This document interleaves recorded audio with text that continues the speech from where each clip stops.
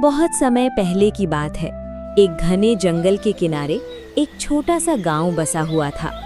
उसी गांव में हरिदास नाम का एक गरीब लकड़हारा अपनी पत्नी शांति के साथ रहता था। वो बाजार में लकड़ियां बेचकर उससे जो धन आता उसी से अपने घर का गुजारा किया करता था। वो भगवान शिव का बहुत बड़ा भक्त था और हमेशा उनसे कहा करता था, हे भोलेनाथ, मेरे भाग्य में जितना लिखा है उतना ही देना, लेकिन कभी ऐसा समय मत आने देना कि मुझे अधर्म का सहारा लेना पड़े। अरे ओ हरिदास, चल भाई, निकलना नहीं है क्या आज लकड़ियां काटने, या आज भी सारा दिन पूजा पाठ में ही लगा रहेगा? हाँ हाँ आया भाई, बस 2 मिनट और रुक जा। अरे शांति, जल्दी से खाने की पोटली बांध दो, मैं लकड़ियां काटने के लिए निकल रहा हूँ। ये लीजिए और समय पर खा भी लीजिएगा। हर बार काम में इतने खो जाते हैं कि खाना तक भूल जाते हैं। अरे हाँ हाँ शांति, तू बेकार की चिंता मत किया कर, खा लूंगा समय से। अरे भाई, आ रहे हो या मैं अकेला ही निकल जाऊं? अरे आया आया, बस निकल ही रहा हूँ। चल भाई, अब चलते हैं। बस यही तो सुनना था। जल्दी कदम बढ़ा, आज मुझे जंगल में एक नई जगह मिली है। वहाँ इतने बड़े बड़े पेड़ हैं कि उनकी लकड़ियाँ बेचेंगे तो अच्छे खासे पैसे मिलेंगे। अगर भगवान ने चाहा तो आज की मेहनत जरूर रंग लाएगी। चल भाई।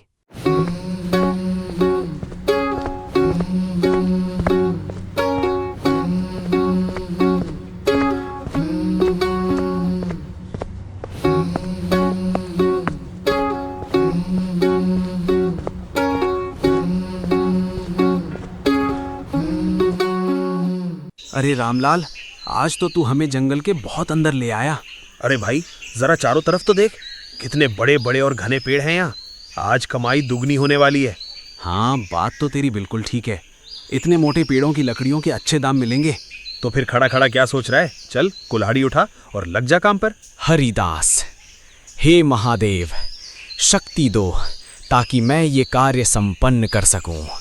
हर हर महादेव।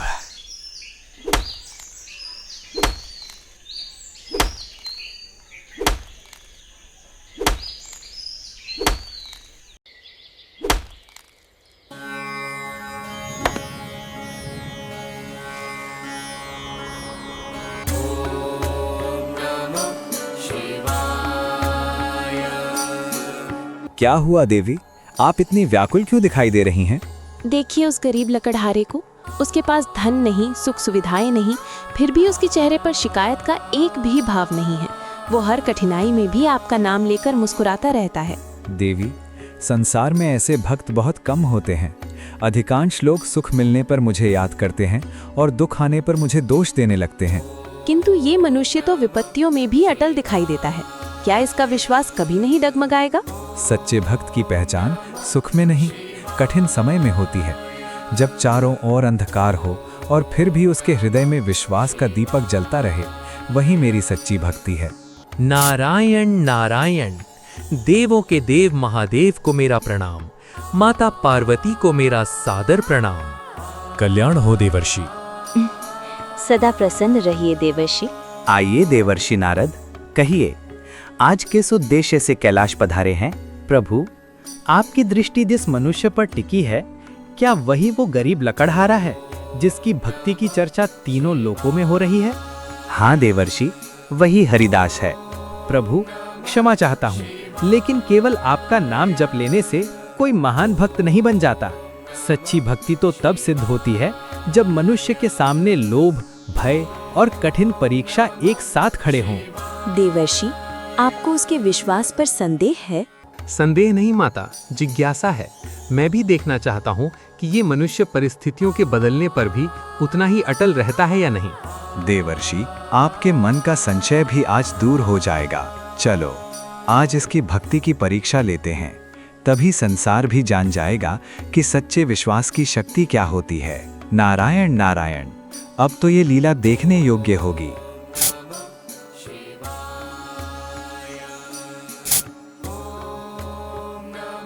देवर्षि, अब समय आ गया है कि हम अपना रूप बदल लें। जैसी आपकी आज्ञा प्रभु। यदि हम साधारण वेश धारण कर लें तो वो हमें पहचान नहीं पाएगा।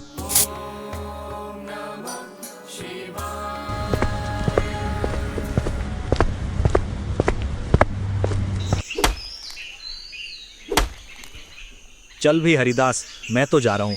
मेरी तो हो गई आज की सारी लकड़ियाँ। ठीक है भाई, तुम निकलो, मैं भी थोड़ी और करूँगा। हो सकता है कि आज शाम ही हो जाए।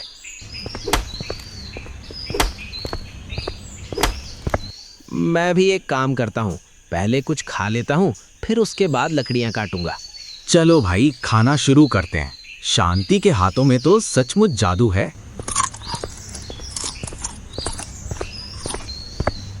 प्रभु, अब यहाँ से आगे आप ही जाइए। मैं यहीं खड़ा होकर आपकी लीला का साक्षी बनूंगा। ठीक है देवर्षि नारद। बेटा, बेटा। जी बाबा, कहिए। 3 दिनों से अन्न का एक दाना भी नसीब नहीं हुआ। शरीर अब साथ छोड़ने लगा है। यदि तुम्हारे पास कुछ खाने को हो तो इस वृद्ध की भूख मिटा दो। यही तो मेरा पूरा सहारा है। इसे खाकर ही शाम तक लकड़ियां काट पाऊंगा। अगर ये भी दे दी तो आज मैं कैसे काम करूंगा। लेकिन मेरी भूख तो कुछ घंटों की है। इनके चेहरे पर तो कई दिनों की भूख साफ दिखाई दे रही है। अगर आज इन्हें खाली हाथ लौटा दिया तो सारी जिंदगी खुद की नज़रों में गिर जाऊंगा। क्या सोच रहे हो बेटा? कुछ नहीं बाबा, आइए, मेरे पास जो भी है आप ले सकते हैं। बेटा, पूरी पोटली? अपने लिए एक रोटी भी नहीं रखोगे? भूख तो रोज़ मेरा इम्तिहान लेती है बाबा।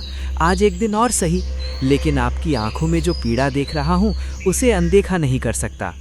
सोच लो पुत्र, इसके बाद तुम्हारे पास खाने को कुछ नहीं बचेगा। कोई बात नहीं बाबा, मेरे लिए आपका पेट भरना ही सबसे बड़ा लाभ है। महादेव तुम्हारा भला करे बेटा। जी बाबा, सब महादेव की ही इच्छा है। अब आप भोजन ग्रहण कीजिए बाबा।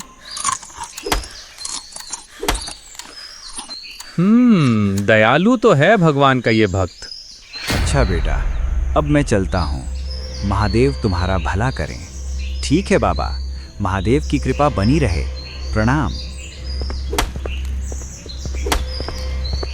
इस परीक्षा में तो ये खरा उतर गया। चलो अब देखते हैं आगे क्या होता है। अब मुझे भी चलना चाहिए। ये लकड़ियां बाजार में बेचकर सीधे घर जाऊंगा।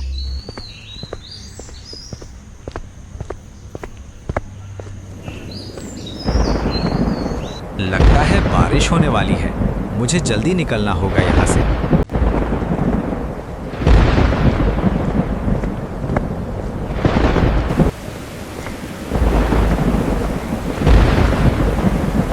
अरे बाबा, आप अभी यहीं तक ही पहुंचे हो और इतनी तेज बारिश में इस पेड़ के नीचे क्यों बैठे हो? बेटा, बारिश बहुत तेज हो रही थी और मुझे ठंड भी लग रही थी, इसलिए अपनी जान बचाने के लिए यहीं आकर बैठ गया। अरे बाबा, आपको तो बहुत ज़्यादा ठंड लग रही है। ये लीजिए, मेरा गमछा ओढ़ लीजिए। और बेटा तुम? अरे बाबा, मुझे तो इन सब चीज़ों की आदत है। और हाँ, एक काम करना, जब बारिश रुक जाए तब यहाँ से निकल जाना। हाँ बेटा, भगवान तुम्हारा भला करे।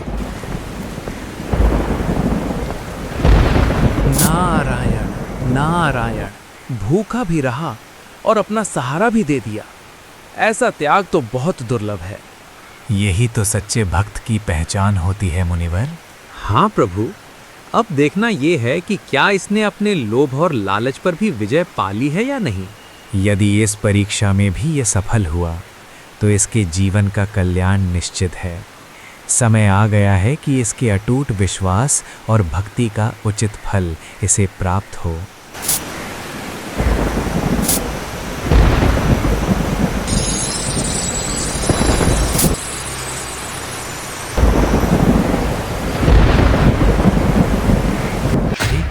ये धन से भरी हुई पोटली आखिर किसकी है?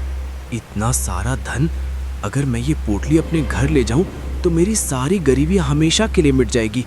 फिर मुझे कभी किसी चीज़ की कमी नहीं रहेगी। मैं गांव का सबसे अमीर आदमी बन जाऊंगा। नहीं नहीं हरिदास, ये तो क्या सोच रहा है? ये धन तेरा नहीं है तो इस पर तेरा कोई अधिकार भी नहीं है। दूसरों के धन पर नज़र डालना भी पाप है। नहीं, तू ये पोटली नहीं ले सकता। चल यहाँ से चला जा, इससे पहले कि तेरा ईमान डगमगा जाए। रुको भक्त हरिदास, रुको। प्रभु,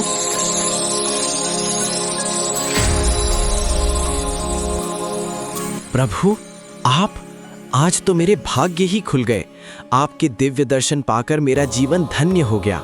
वत्स हरिदास, मैं तुम्हारी भक्ति, तुम्हारी सच्चाई और धर्म के प्रति अटूट निष्ठा से अत्यंत प्रसन्न हूँ। तुम मेरी हर परीक्षा में सफल हुए हो। जब तुम स्वयं भूखे थे, तब भी तुमने पहले एक भूखे साधु का पेट भरा। जब किसी को वस्त्र की आवश्यकता थी, तब तुमने अपने तन से पहले उसके तन की रक्षा की। और आज जब तुम्हारे सामने अपार धन पड़ा था, तब भी तुमने लोभ का त्याग करके धर्म का मार्ग चुना। ऐसा निष्काम, ईमानदार और धर्मपरायण भक्त संसार में दुर्लभ होता है। इसलिए मैं तुमसे अत्यंत प्रसन्न हूँ। मांगो पुत्र, जो भी वरदान मांगना चाहते हो निसंकोच मांगो। प्रभु, आपके दर्शन ही मेरे लिए सबसे बड़ा वरदान है। इस गरीब को और कुछ नहीं चाहिए, बस इतनी कृपा कीजिए कि आपका आशीर्वाद और आपकी भक्ति सदा मेरे साथ बनी रहे। वत्स, तुम्हारी यही निस्वार्थ भावना तुम्हें महान बनाती है। इसलिए मैं तुम्हें वरदान देता हूँ। आज से तुम्हारे घर में कभी अन्न और धन की कमी नहीं होगी। तुम्हारे द्वार से कोई भी भूखा या निराश लौटकर नहीं जाएगा। तुम्हारे जीवन में सदैव सुख, समृद्धि और सम्मान बना रहेगा। और जब इस पृथ्वी पर तुम्हारा जीवन पूर्ण होगा, तब तुम्हें मेरे दिव्य धाम में स्थान प्राप्त होगा। प्रभु, मैं धन्य हो गया, मेरा जीवन सफल हो गया। आपके चरणों में बार बार प्रणाम। सदा धर्म के मार्ग पर चलते रहो पुत्र, तुम्हारा कल्याण हो। उस दिन के बाद से हरिदास का जीवन पूरी तरह बदल गया।